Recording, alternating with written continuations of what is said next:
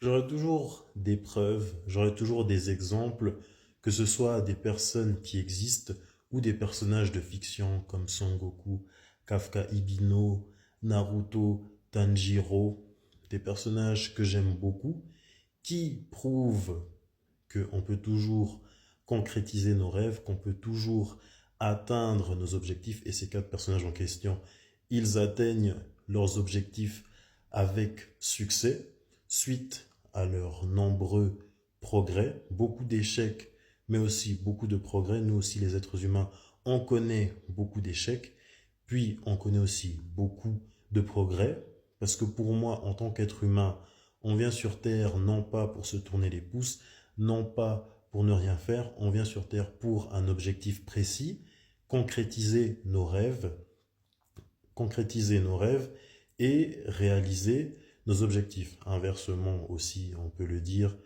réaliser nos rêves et concrétiser nos objectifs. Je prends la forme chrétienne aujourd'hui parce que c'est là d'où je viens, c'est là où j'ai grandi, à l'église. J'ai grandi à l'église, j'ai beaucoup aimé les citations et les proverbes parce que dans les citations et les proverbes, on peut aussi trouver des extraits qui nous encouragent à ne pas abandonner.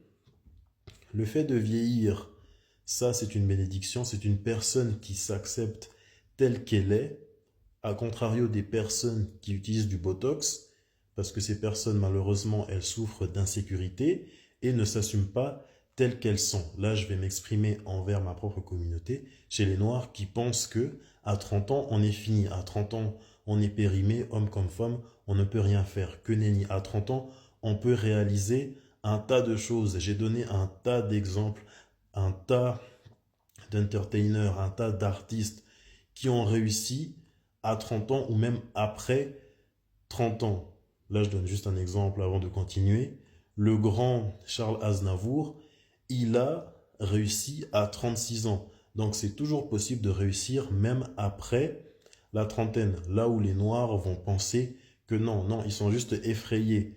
Ils sont juste effrayés parce que eux-mêmes n'ont jamais réussi leurs objectifs. C'est pour ça qu'ils transfèrent cette peur à leurs plus jeunes, à leurs neveux, à leurs nièces, à leurs filles, à leurs fils. L'exemple que j'ai pour aujourd'hui, c'est un personnage de la Bible qui a connu beaucoup de malheurs, c'est Joseph. Il a été trahi par ses propres frères, il est devenu un esclave, il a été accusé à tort, il a été jeté en prison. Néanmoins, malgré ça, il a toujours gardé la foi, il a toujours cru en lui, il a toujours cru en Dieu pour aller de l'avant. Et ça fait un parallèle avec nous les êtres humains, car pendant toute notre vie, on souffre beaucoup, on pleure beaucoup, on connaît beaucoup de déceptions, de peines, un tas de mauvaises expériences, sauf que ces mauvaises expériences se transforment en leçons, que ce soit de bonnes expériences ou de mauvaises expériences, ça se transformera en leçon bien plus tard. Et moi aussi, ça m'arrive de douter, ça m'arrive de pleurer, ça m'arrive de ne plus être sûr parce que je reste un être humain, main sur le genou, comme tout homme, main sur le genou, je reste un petit peu transporté dans mon esprit, main sur le genou, je reviens reboosté et je continue de courir après mes objectifs.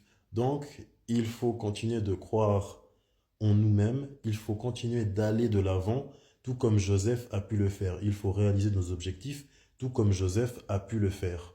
Parce que, au final, dans tout ça, il est devenu libre, il n'était plus esclave. En tant qu'être humain, on est juste esclave de nos propres peines et de nos propres peurs. Puis un jour, on ressort victorieux et libre de tout ça. Au moment où on concrétise nos rêves et nos objectifs. On deviendra tous libres un jour, et ça, je le sais.